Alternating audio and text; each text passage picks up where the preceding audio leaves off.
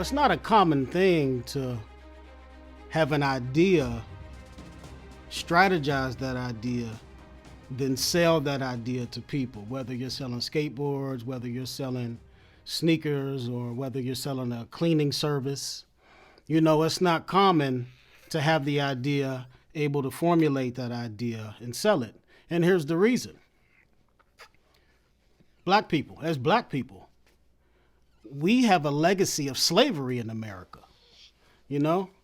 And that legacy of slavery conditioned us to believe that's what we are supposed to do. You all right? Mm-hmm. Okay. And with that legacy, we have it in our mind that working for someone is how it's supposed to be. But knowing that this entire country was built off of our legacy of slavery, they want us to continue to believe that just simply working for someone is enough, that being independent isn't the way that you should go. Because in the grand scheme of things, you become a thinker and you remove yourself from being a worker. So that legacy of slavery conditioned us to leave a legacy of being a worker to our children. Now, there's nothing wrong with being an employee and a worker, but as that employee, if you know you have greater in you, you have a duty to rise to the occasion.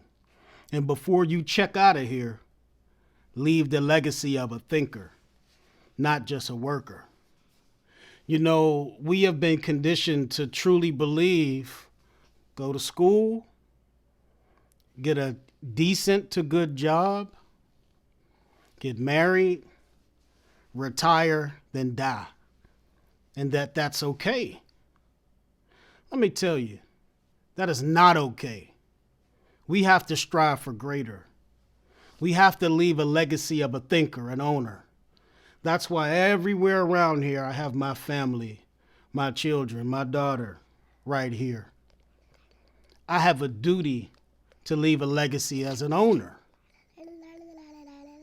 So if you think about this, how many business people do you know versus how many people you know as an employee? Count up your 10 friends.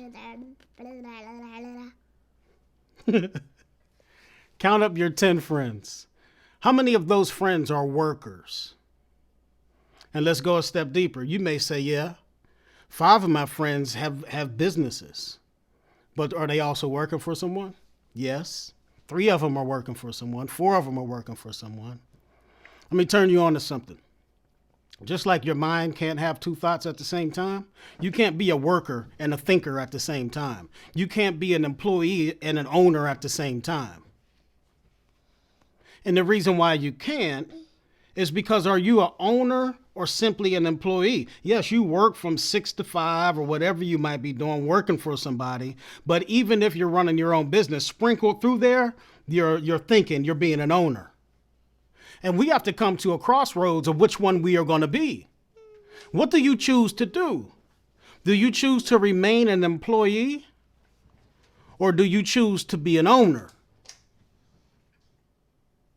Now, I have information that we're going to be putting out, if you haven't seen it already, that deals with you leaving your job and starting your own business, building a business while working a 9 to 5. All right. You cannot believe in you can't be an employee and an owner and believe in the owner where you're employed more than you believe in yourself. If you're an owner, be an owner. If you're a thinker, be a thinker. But you can't put more into their business than you're putting into yourself, making someone else rich. Because what it comes down to is how long will you feel that it's okay for somebody to tell you how much money that you should make and how long they're going to pay you that money while you eating your chips at your desk, doing these little tasks or whatever else you might be doing. It is not okay to be called to greatness, but simply settle for being somebody's employee, from being somebody's worker. It's easy to go to work, get up, make it on time, go through the checklist, get off. That's easy. After you master these tasks, it's easy. Then you're concerned with, you hope that the thinker or the owner is making the right decision so the ship don't sink. If you have greatness in you, rise to the occasion and leave a legacy of a thinker, a legacy of an owner. You done? Okay. That's all I got, y'all.